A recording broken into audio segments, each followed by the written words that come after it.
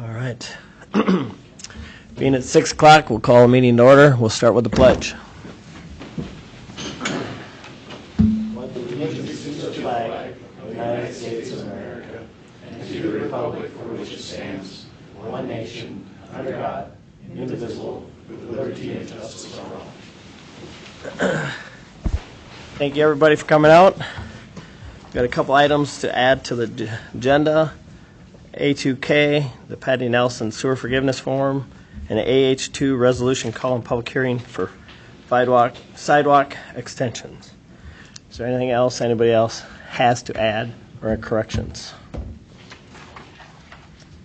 If not, I would take a motion to approve the agenda with the additions.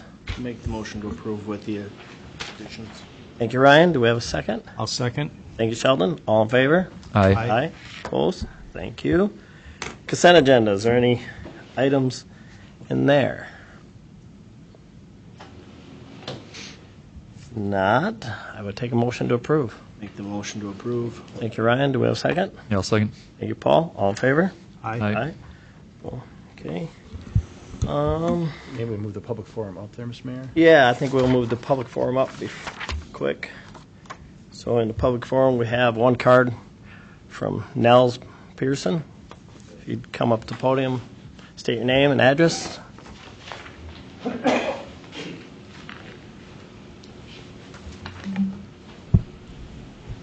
Good evening. Can you hear me okay? Yeah. Usually my voice carries without a microphone, but my name is Nels Pearson. I am a candidate running for the Minnesota, you wanted my address, is 4415 Valley Court, Southwest Rochester, Minnesota 55902. I don't live in the city limits, though, so don't hold the Rochester address against me. I'm a candidate running for Senate District 24. Our esteemed state senator Carla Nelson had made the decision recently to not run for re-election, which came as an astonishing consideration. And while at work, I was getting several phone calls, and I couldn't figure out why. And it turned out she had made the announcement from the Senate floor that day. And we've put together a campaign, and we've hit the ground running. And this is one of the first meetings that we're getting to. I don't really even have a full stump speech yet, but just by way of introducing myself, I grew up on a dairy farm in a town called Butterfield, Minnesota. It's out in the southwestern part of the state. So I really feel like I identify more with Dodge County and the towns here than I do sometimes when I'm in the city limits of Rochester. Was noticing, and I'm just, we'll probably have to do some research, but I noticed that similar to the Monday meeting of the Rochester City Council, you guys have a resolution accepting a donation to the Casson Fire Department. And actually, if you look at the agenda in the city of Rochester, they also had a donation of $2 that they were accepting, and that had to be a line item in their agenda as well. And I had to go through the whole thing to just see the mayor will actually have to sign that resolution and proclamation. So I'm kind of curious to know how much your contribution is, because I'm guessing it's a little more robust than that. But at any rate, I do just by way of introduction again, I do have some experience in the Minnesota legislature. I did represent Olmsted County.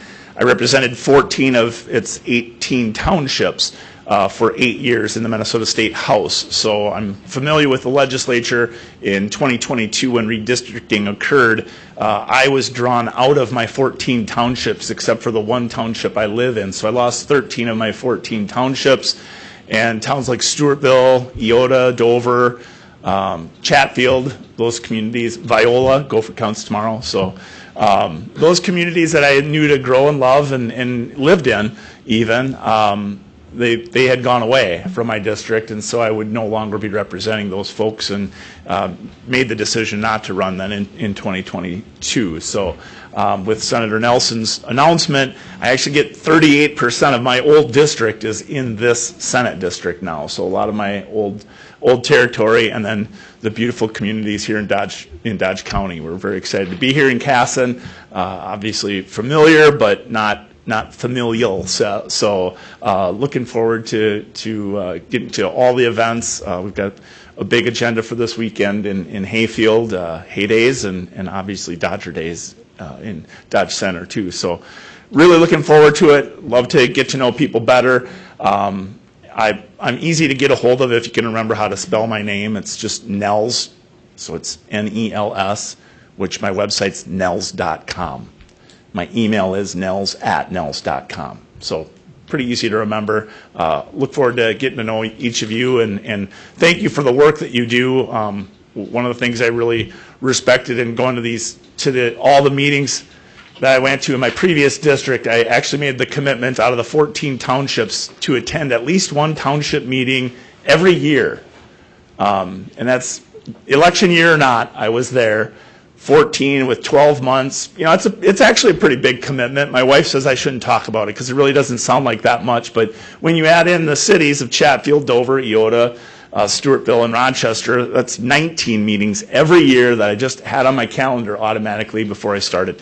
I'm not making that commitment yet when I run for Senate, but I do want to be familiar, and I just always find that this level of governance is one to admire. That closeness to the people is really where it all begins, and that's what I want to be for you and your voice in St. Paul, but also your ears. I want to be listening to what issues you're dealing with, so please call me out to any meeting you think I need to specifically attend because of a state issue that's impacting you. I'd love to hear and get those invites, but I always tell the story about one of the township meetings that I'm at, and they're giving the roads report, you know. And the guy's turning to him, he says, "Hey, how are the Johnsons like in the regrading of the road?" And he says, "They're great. They're waving at me again." And it's that level that you guys have to experience every day. These are your neighbors, these are your friends, and it's important that they're waving at you, right? So thank you for all that you do, and look forward to hopefully serving you in St. Paul in the future. Thanks. Thank you. Up next, be visitors as council. We'll do the audit presentation.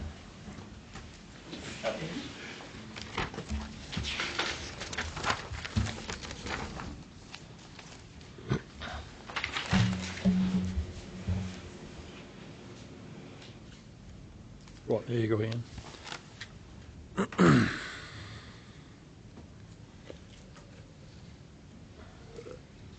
Hi, I'm Kaylee Lentz from Cone Resnick, previously Smith Schaefer.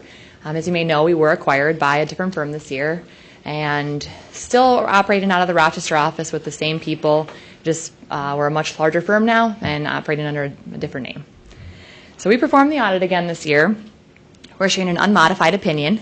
It's a clean opinion. It means we feel the financial statements are fairly stated in accordance with GAAP. We didn't have any issues with the audit. We met with Tim and Sarah earlier to go over the financial statements in greater detail, and tonight we'll go through the PowerPoint in a more summarized version. Minnesota legal compliance, we test various areas like collateral held at the bank, the bids throughout the year, and the letters that we send all the council members to disclose to us if they have any conflicts of interest, and we didn't have any exceptions with that testing. The management letter, we do have 3 comments this year. Segregation of duties, just due to the size of the accounting staff here at the city. Preparation of financial statements just means that you rely on us to help prepare those reports, and we did have some audit adjustments. Taxable tax capacity has been increasing the last several years as the value of the homes have been increasing as well as the new developments, so up to just under $7.8 million. So with the increase in that tax capacity, the city's been able to continue to increase the property taxes we're receiving. So you can see on the next slide.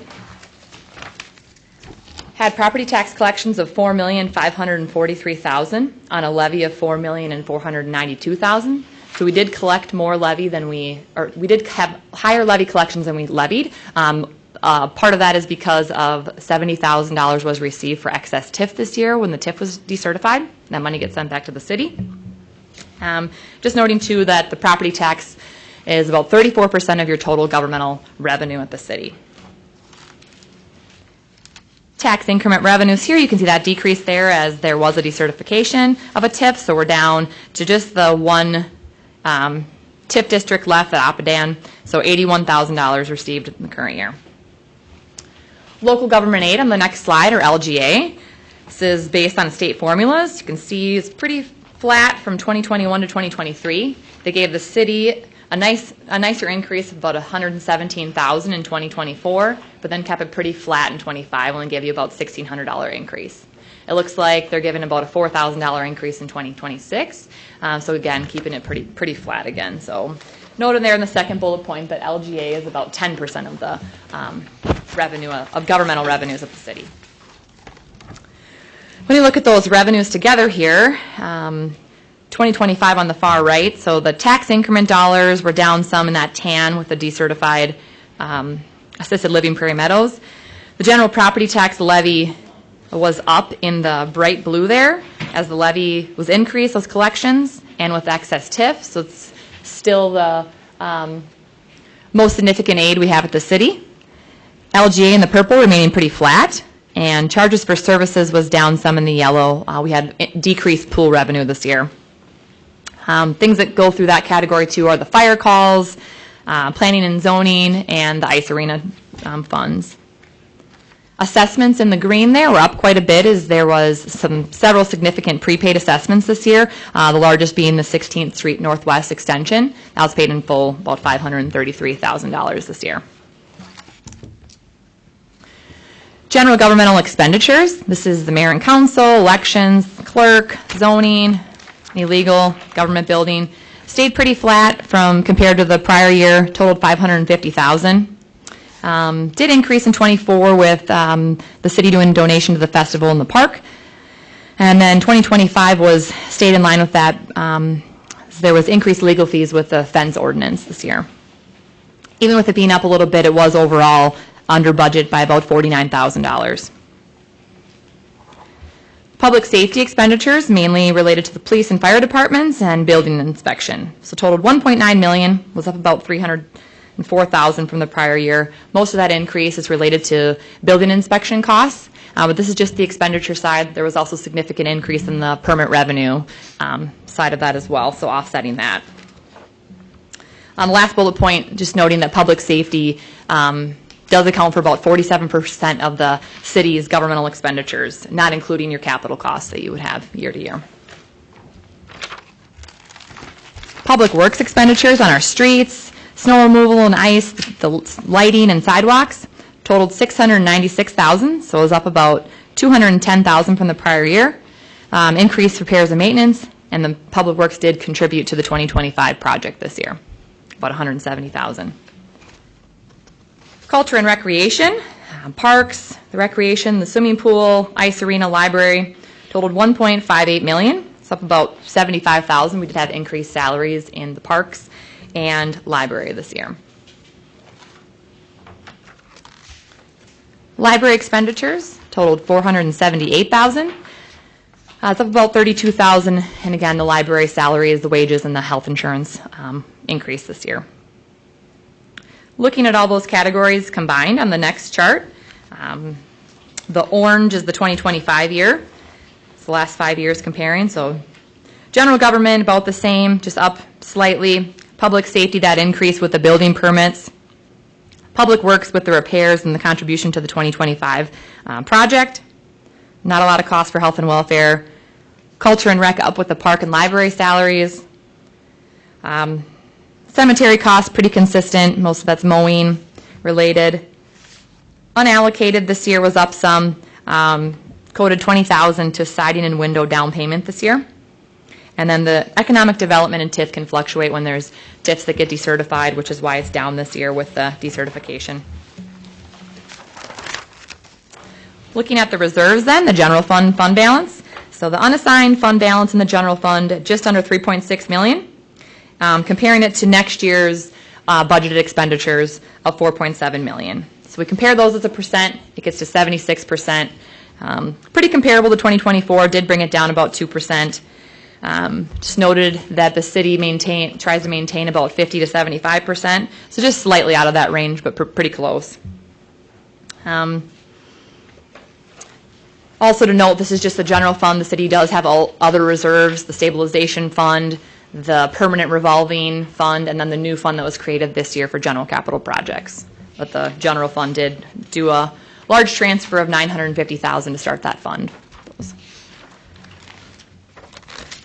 The library fund balance, You can see in 2022, it was lower there as the used some reserves for the building project, built back up those reserves with a larger donation in 2023, and then it's been building the reserves since. So total fund balance at $363,000. The EDA fund that's supported through the property tax levy. Maintain their fund balance at $162,000, so compared to the prior year. The EDA Financial Assistance Fund. This fund is administered by an outside entity. There is one loan outstanding for $58,000 to Millwork. Total fund balance has been consistent the last several years. Not a lot of activity here, so it's maintaining right around that $236,000. The EDA Revolving Loan Fund. Back in 2022, the EDA fund transferred in $75,000 to this fund, maintained that balance, and then in 2024, the decrease there with some write-offs of uncollectible loans, and was able to recoup some of those costs with one of the older loans paid back a portion, so back up to $113,000 fund balance, and that's available for future loans at the city. And that fund's operated by the city's discretion. Debt service funds, 2025 in the blue. The far right the city did add a new 2025A bond this year for the water revenue bonds. The next bond to come off will be the 2020B GO bonds, and that will be paid off in 2028. So nothing in the next couple of years, but we are just continuing to pay down the current debt that we have. So total at $22.7 million of bonds outstanding at the city. Net pension liability. This isn't a true amount that's owed by the city. It is for informational purposes. We are required to report it in the financial statements. We receive these, the dollar amount from PARA, and it's determined by an actuarial study. It can fluctuate year to year. You can see sometimes significantly, depending on how the market's doing, as well as the assumptions that they're using to determine their numbers. But the last bullet point there shows what their estimation of how that the general fund is funded by 90%, and the police and fire is 91%. So relatively well-funded as far as the pension plan goes. So they're saying the city's portion of that underfunded plan is $1.4 million. The net pension asset on the next slide then, the fire department is a similar situation that gets determined. They're actually overfunded by $286,000. So if everybody needed to get paid out right then, they have excess in there. So that's why they call it a net pension asset. Capital projects then, this is one of the other funds that has reserves, and the stabilization fund is continuing to build reserves up. It's at $2.2 million. Again, this year, no expenses in this fund. The general fund did transfer in $100,000 in 2025 to this fund. Moving to the utility funds, starting with the water. Water is supported by the ratepayers, so the green there, operating revenues did increase with the rate increase as well as the usage up, so a total of $1.4 million. Expenses in the yellow there stayed relatively flat, comparable to prior year, and depreciation there in the orange. So operating revenues coming in cover the operating expenses as well as depreciation by that blue there, so the income of about $466,000 in the water fund this year. The water fund, balance sheet items then, the cash and investments there in the green. Did use some of those funds, decreased about $1.5 million down to $842,000 as some significant capital this year. So the Southeast Water Tower and Well House project ongoing, and then transferred out some funds for the 2025 street project as well. The yellow is the bonds payable, so that did increase with the new bonds coming on. So we did get those funds from the bond to use to make those capital payments. So total bonds outstanding in the water fund at $6.4 million. Wastewater fund, in the green there, operating revenues again. This actually kept the base rate the same and the usage rate went down slightly, but with the usage increase, the revenues still did increase slightly. Also related to increased connection fees is the new developments, Oscar Meadows and Reagan Addition. Depreciation there in the orange too is about $564,000. So operating revenues are covering operating expenses and depreciation by the blue there, but 1.1 million. Expenses down slightly. We had some increased repairs for the infiltration pump in the prior year. We didn't capitalize. The wastewater fund cash and investments continuing to increase, building those reserves up to a cash of 6.1 million. There hasn't been a lot of capital the last several years. The wastewater fund does generate about 1.5 million from operations, so what they charge the customers versus what they have to pay out for supplies, operating supplies, and employee costs. But then they also have their capital costs as well as the debt payments to owe. So did see another increase this year. Paying down the bonds in the yellow there, so at 3.3 million. That was one thing we talked about during the work session, would be utilizing some of that cash for that bar screener project as well as the I&I, the 600,000. So Electric fund had a rate increase. You can see in the green there, the operating revenue is increasing, so up to 6.1 million. The expenses were up, and most of that increase was with the power purchase contract. In the blue there, the income of 1.4 million. So revenues covering those expenses resulted in the 1.4 this year. Electric fund cash was able to maintain those balances, was built up those reserves the last couple years, but no capital in 2024, and then this year about 1.5 on capital with the solar fields costs. So even with that significant capital, was able to maintain those reserves as they're generating cash. So as you recall, we paid cash for that first half of that project, so we're in a good position there. Yeah, so still no bonds in the electric fund, and maintain that your cash balance is there. Stormwater fund. Rates increased here as well. So in the green, the operating revenues are up, total of 619,000. Salaries were up some there in the yellow, but was able to maintain that blue column of the income about the same as the prior year. So 328,000 income in the stormwater fund. Depreciation is the most significant cost there, as we're seeing in the orange. Stormwater fund also building their cash reserves. They're up to 1.6 million, increased another 375,000 in 2025. Paying down their bonds there in the yellow, just over $1 million left.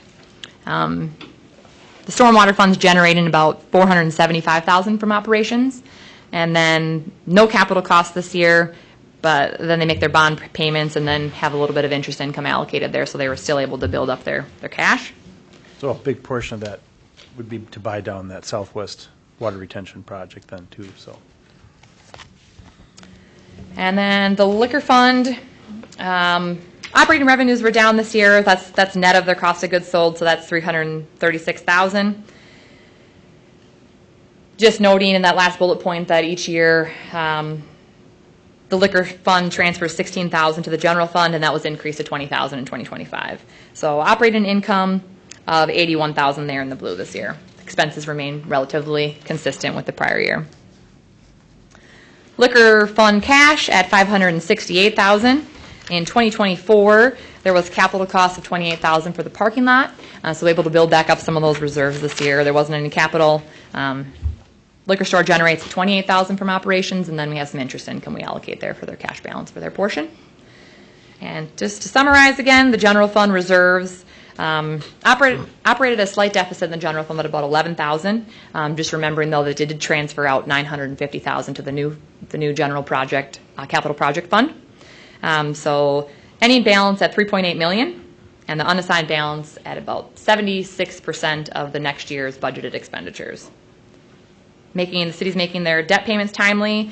The ongoing projects listed there for the 2025 street, Southwest reconstruction, the water tower and well house project, and the flood control project. Capital improvement fund reserves at 2.2 million, and then the water and wastewater rates are covering their operating costs and increasing their cash reserves. And then the electric fund has cash reserves at 7.5 million. Do we have any questions on any of that information? Maybe more a question for Tim.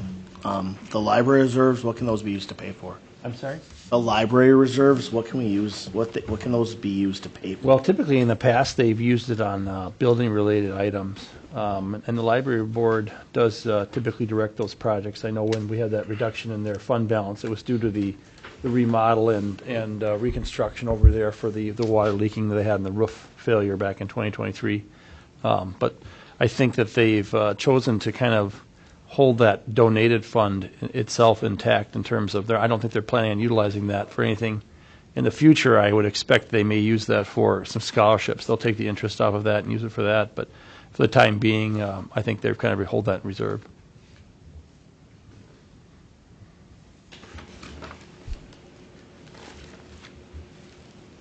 Anybody got any questions? No. Thank you very much. Thank you.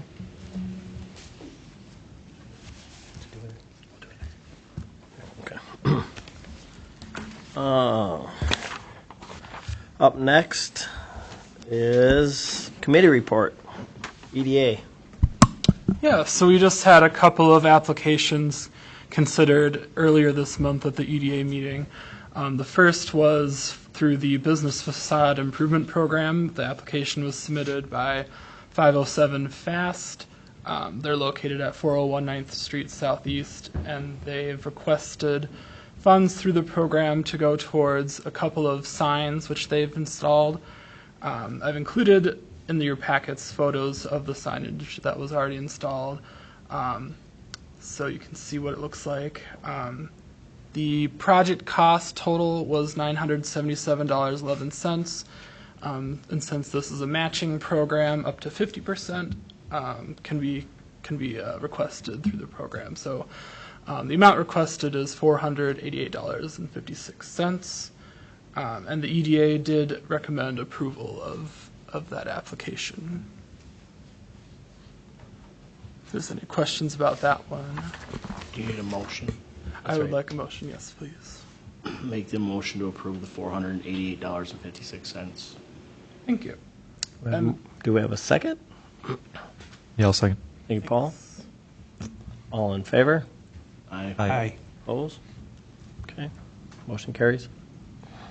And then your next one? And then the next application was through our brand new program, the Technical Assistance Program that we just launched. This one is from Becca Berge, a local home business woman. She's got a couple of different businesses based here in Casson, but the one that she's requesting funding through is for her photography business called Forever Use Studios. Essentially, she is requesting the opportunity to connect with a technical assistance provider out of Rochester. She wants to improve her brand and website to better serve her clients and strengthen her business presence through a few different ways. So, and then the assistance provider is called Izzy White out of Rochester. So there's a website and everything. You can check it out. It seems credible to me. Yes. So essentially through this program, we'd be looking for an approval from the council tonight that basically allows the project to move forward with the understanding that they would be receiving compensation for a portion of the project funds after it's been completed. So there's another form that they would have to submit along with evidence showing that their portion has been paid, and then the city portion would come after that. And so for this project, it's a $4,000 project, but through the program guidelines, they can request up to $1,000. So that's the amount that's being requested. And the EDA did recommend approval of this application as well. So I would make a motion to approve Becca Berge's application. Just before that, though, I just want to note that no money will be sent to her until the project is 100% complete. Yep, that's accurate. Any other questions? If not, we'll take Ryan's motion. Do we have a second? Yeah, I'll second. Thank you, Paul. All in favor? Aye. Aye. Opposed? Thank you. Motion passed. Up next, old business, the disc golf course. Sure, including your package, you've got some items, and I think Johan brought in some updated information too here. So I know that the Park and Rec Board had a meeting last night and had some additional discussion on it, and I think Johan's here tonight. I think he's looking for the council to potentially make a choice whether they'd like to affirm that $10,000 for the project this year or not, and I'll let him speak for himself, of course. Thank you, Tim. Mr. Mayor, members of the council, city administration, thank you for hearing me tonight. The Park Board did discuss this project. I brought it up a few weeks back, so you had some time to think about it. It is mostly the same as last time we brought it. We have made an addition to the project in that, having walked out where the course was going to go with Ben, we discovered that Casson has some real hidden gems along Maston Creek. And the places on the third page where you see we've highlighted in pink, we intend to put a walking trail along those spots. So it would be a walking trail that roughly follows Maston Creek. It's a wooded area, so it would be a wooded walking area in the shade. It also highlights a oval at the bottom of the page called a scenic area. There's a very large historic popple tree. It's got to be 8-10 feet in diameter at the back side of that. We intend to clear out that area and make it kind of not only a place for a basket to go for nice disc golf play, but also a resting area along that walking path. Because of the inclusion of the walking path, I have updated the costs somewhat from what you had in your packet. The bottom of the chart shows you the increased cost, basically just putting in some benches and a little bit of landscaping improvement to make this a more than just a sporting improvement, but one that appeals to the greater public. What I am asking the council to do tonight is just generally approving the idea of the project, which the Park Board has approved, and then to allocate the $10,000 that is currently unallocated because the Joint Ventures Fund did not fund this year, to a matching fund, so we can spend the summer clearing some ground, raising some awareness, getting public support for the project. I'd like for at least a third of the project cost to be publicly funded, not by the government, but by the people who are going to enjoy it. So a matching fund is a great way to help make that happen.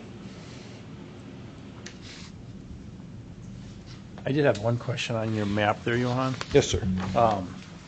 For hole number 13, I think the way you've got it drafted right now, and obviously it's fixable, it's that where they'd be teeing off from, I think, is not on our property. That's correct. As we discussed, when we actually put that on, that's one of the places I don't think it'll even require a tee, because there's already asphalt that runs down the right-of-way. Okay. We'll just clear that corner, throw from the asphalt, which is in the right-of-way, back into the right-of-way. So the placements you see on the map are approximate. They aren't final placements. Those will be done as we get a little farther down the road, and we'll present those probably 27. Okay, thank you very much. Appreciate that. And we did talk about that at Park Board yesterday. There's Sure. some holes that could be adjusted or moved if we can't get the property owner to work with us. Okay.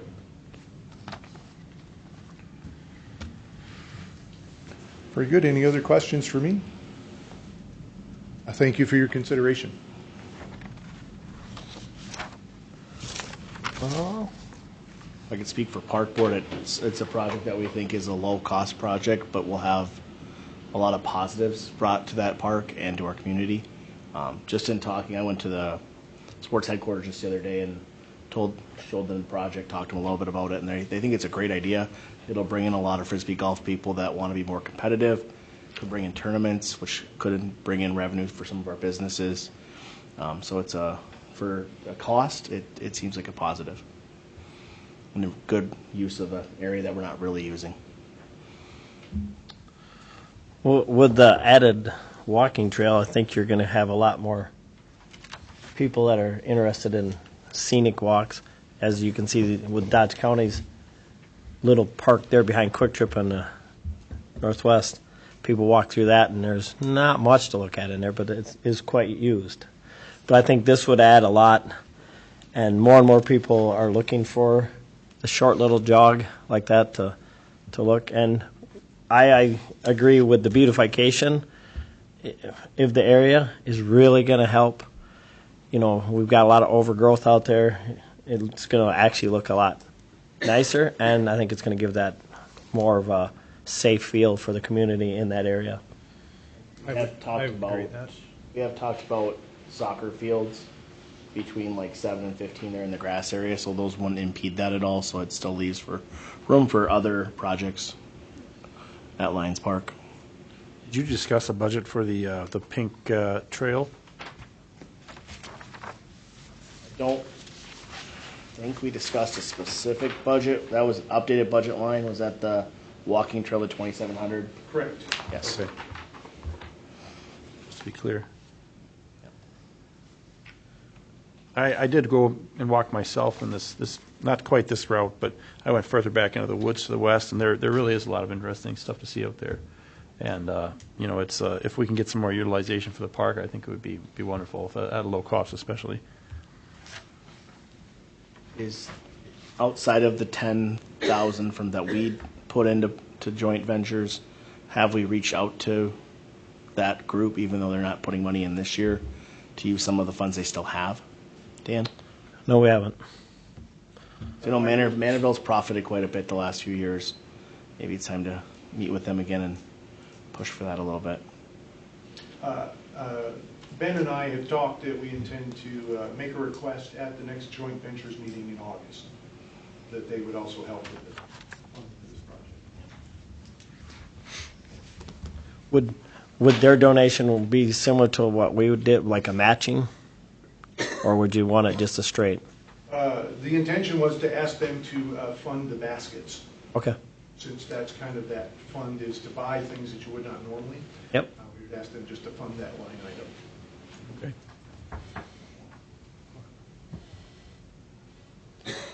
My only question is, we can allocate money that we've set aside for joint ventures. We have the ability to allocate that to this project. That's not an issue in any way. Yeah, I mean, I think, you know, obviously, with the request from the superintendent not to fund that this year, you know, we're working in accordance with what she's requested. So I think, you know, in essence, I consider it to be unallocated at this time. Any other questions or input?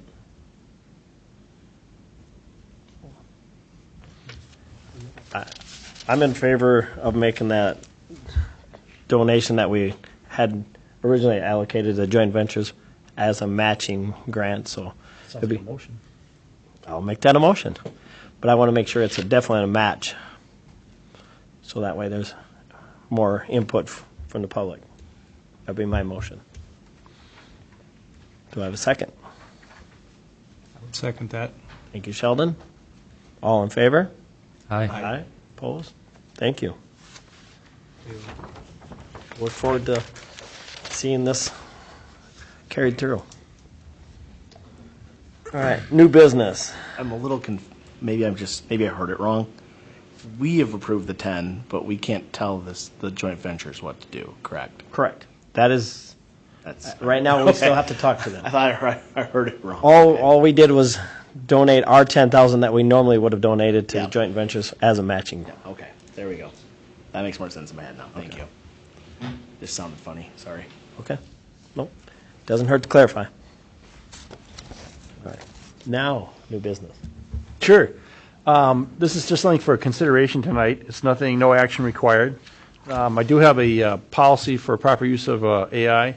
It's something that is coming up more and more we're seeing more and more employees potentially utilizing these services and these utilities, and it's something that I can only imagine will continue to be used, something that the League of Minnesota Cities and many other cities are dealing with as well. So this is a policy that I'll admit is mostly mine, with feedback from other cities as well. So of course there are things that can be changed. Like I said, informational. Just wanted to get in front of you tonight so you can take a look at. If there's anything you'd like to see added or changed, let me know, and we can get a red line copy. But I do think it covers a lot of the things that we know of right now. It's such a fast-changing environment from 5 years ago till now, and I'm sure 5 years from now it will require a lot of additional revisions over time. Thank you, Tim. Next, resolution calling for public hearing. Sure, and I'll take this, Linda, if it's okay.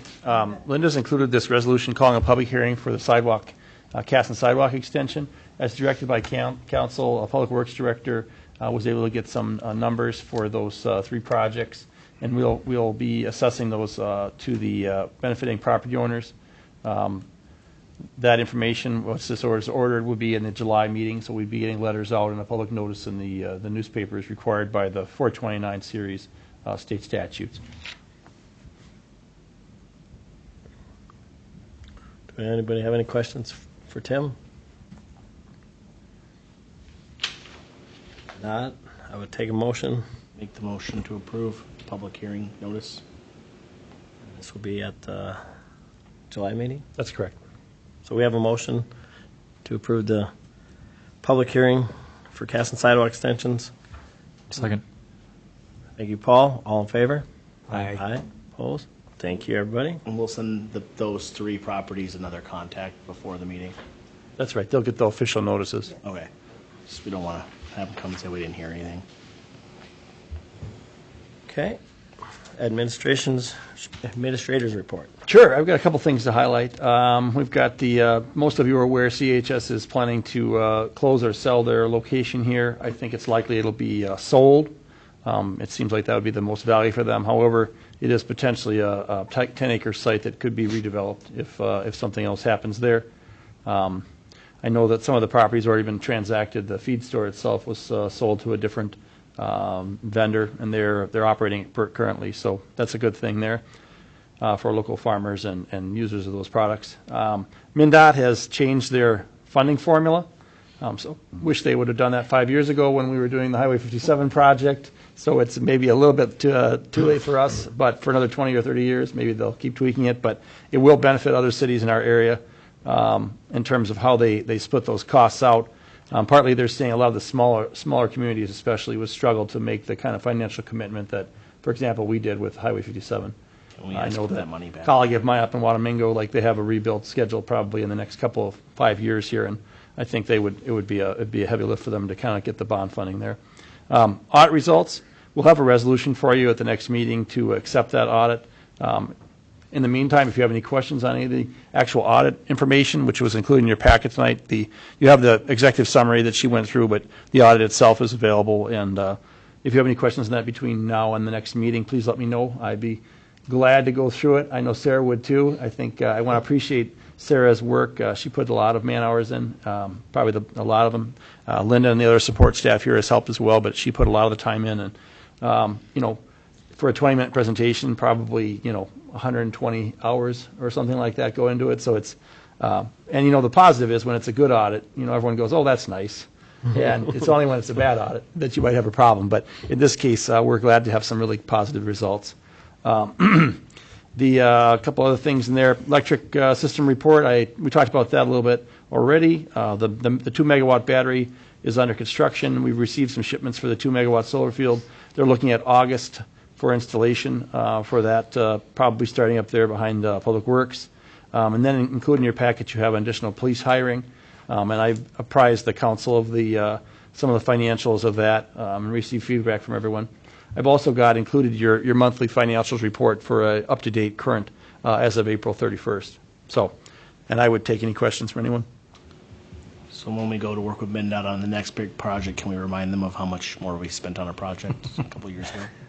I'll let Brandon do that. Thank you, Brandon. Thank you, Tim. Engineers report. Just a couple updates, if you don't mind, Mayor. Southwest reconstruction, all the pipe is installed, so we're just finishing up building the roads there. I think they're all gravelled now. So wrapping that up in the next probably month, so that'll be open and we'll be done with Southwest. Southwest Tower, mentioned earlier in the meeting, the tower construction's going on. That booster station building should be coming here the next month or two to set the booster behind City Hall here and wrap that up. So we are looking at wrapping that up this construction season. The tower and the booster need to go together. And then 16th Street, as you probably well are closed, and the schedule is to have that open up by school. So that's what we've given them for a schedule. Likely see some additional developments coming forward. Been approached about some developers that will continue next phases, so that's all good. in that sense, so that might be coming forward in the future. So staff's going to be working on that starting tomorrow. So it's exciting, continuing to grow. That's all I had. Thank you, Brandon. Excuse me. Personnel. The memo from Police Chief Hansen.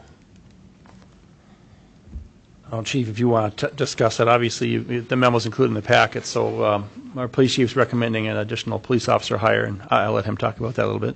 Yeah, we've been allocated 10 officers originally in 2023. We haven't been able to fill that position, and this is one of our reserve officers that just passed the post-test and skills, and we'd like to hire him as a full-time officer.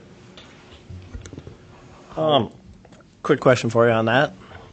If we go forward with this, is that going to reduce your overtime, which you're already over budget? So we were short 3 officers at the beginning of the year, so it will reduce the overtime now for the rest of the year. So we'd be able to cut that out of a good portion of that out of next year's budget? In the future, I will keep on asking more because I would like to get 2 officers at all times. Right now, we don't have enough officers to cover that, so when we work short a lot of times with 1 officer, we have a new state policy for domestic response where we're supposed to send 2 officers.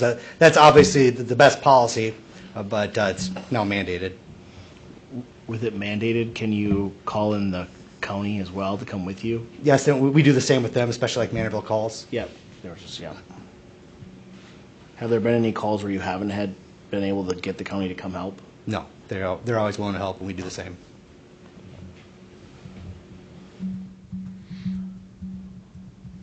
Anybody else got any questions or?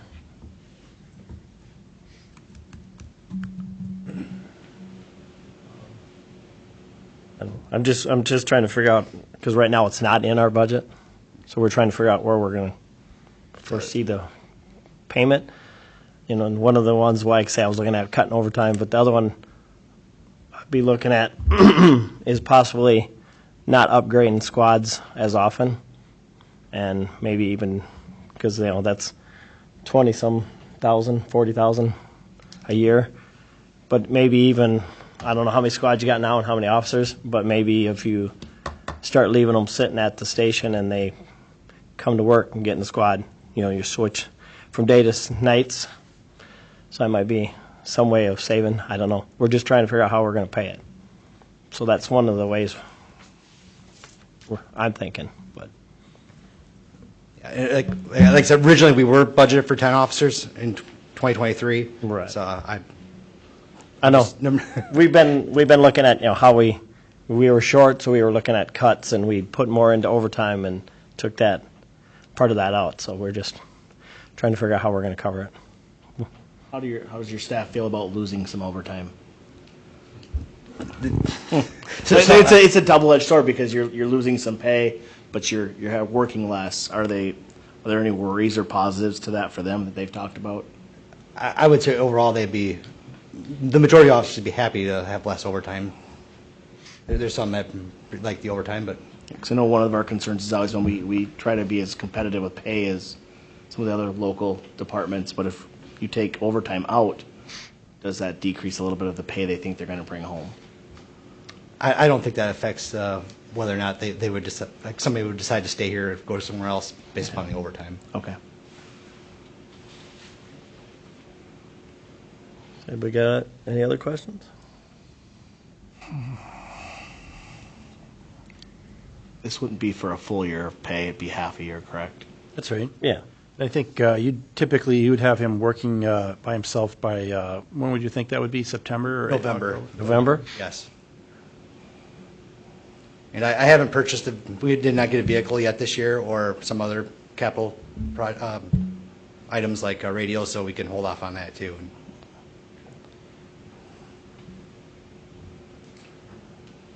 This doesn't include insurance and all the other things. No. You would usually figure an officer starting at base pay with all their benefits and Yep. was usually in that $100,000 range per year.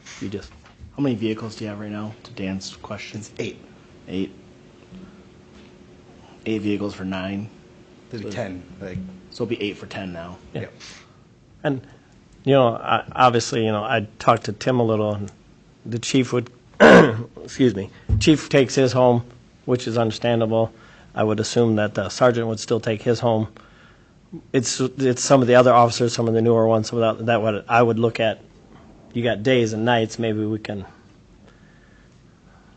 park it here and the other one takes over. I know some people like to have it a certain way, but I think that would be a huge cost savings. And I know it's done in other areas, but not all. So, it's just, and that would be cost savings for both fuel and the vehicle sitting. But, so I would look at if we could see what we could save on that. Sure. Just pencil it in, see if maybe it won't work, but we can at least look at it.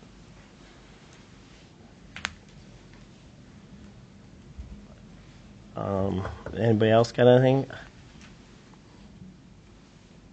you think it's going to help the department, then it's a good thing. We just have to find a way to budget it, plan for it. And I'm glad that we actually have people that are applying again, and we have people that you already know. That helps. I mean, you've been working with them. That's a bonus.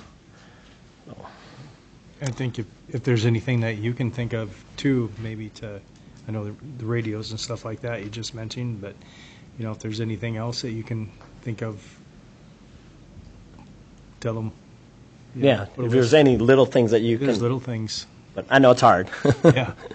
I know there's lots goes on, and I know you get more calls. So I understand.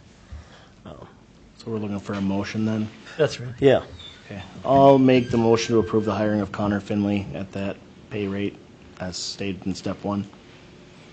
And when would that start date be?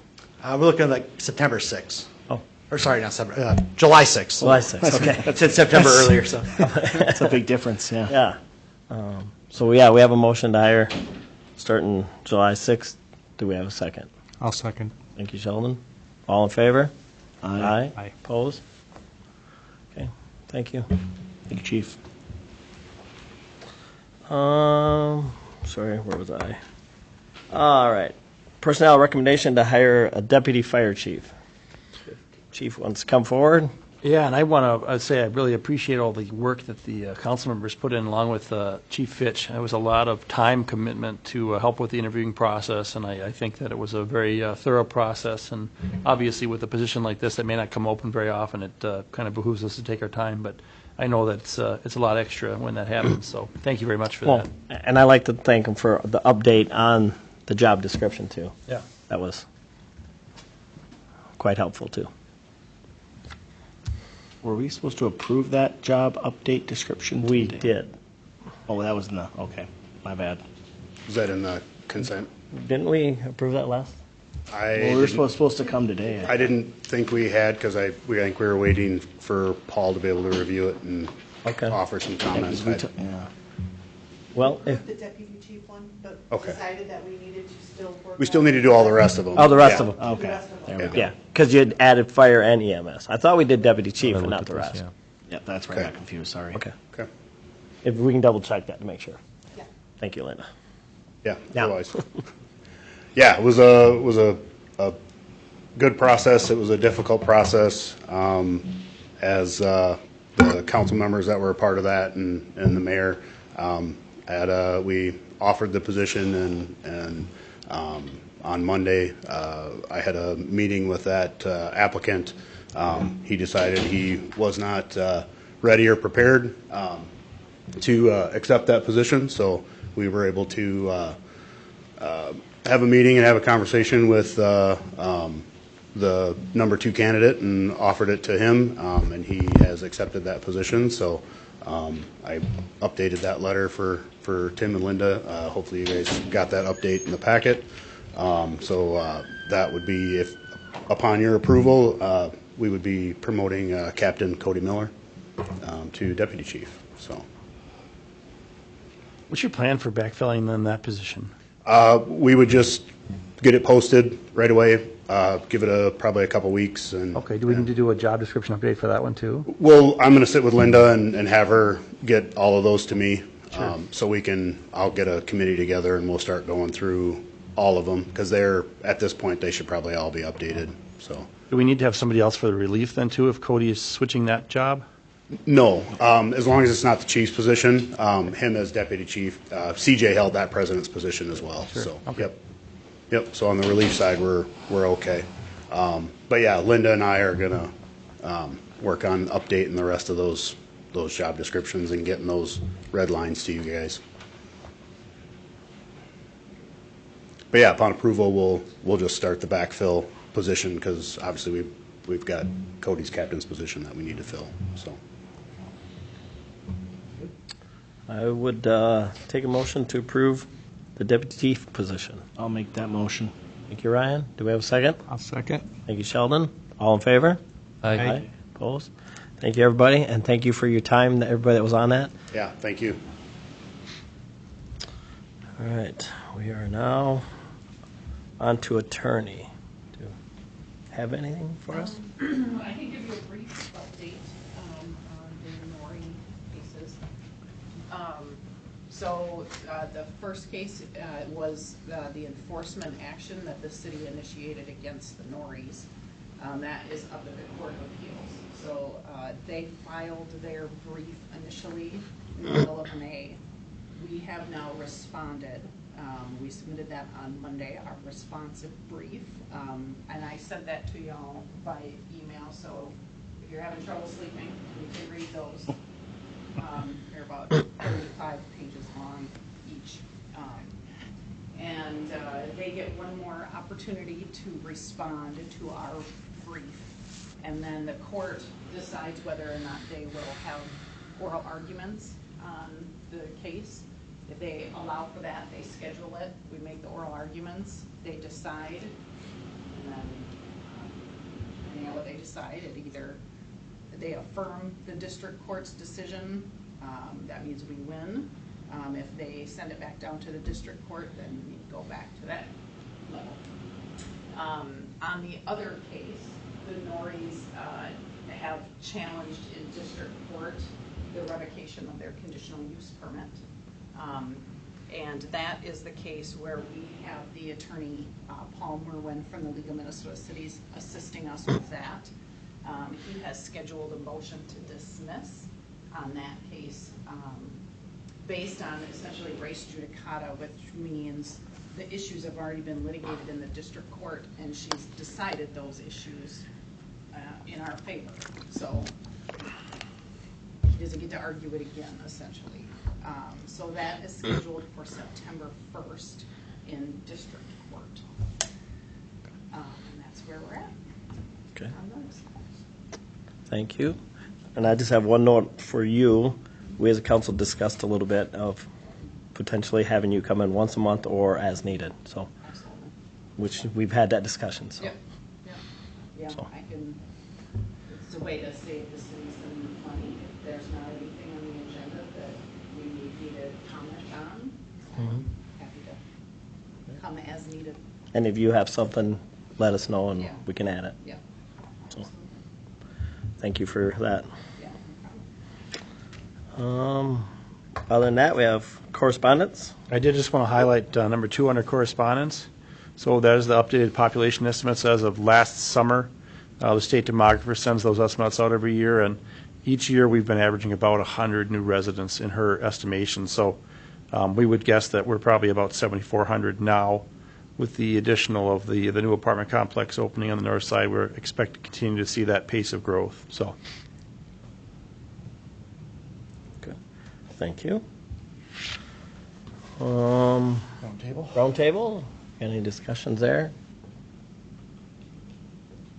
I'm hearing none. Take a motion to adjourn. Motion to adjourn. Thank you, Ryan. Do we have a second? I'll second. Thank you, Sheldon. All in favor? Aye. Opposed? Thank you, everybody. That's 7 o'clock. Not bad.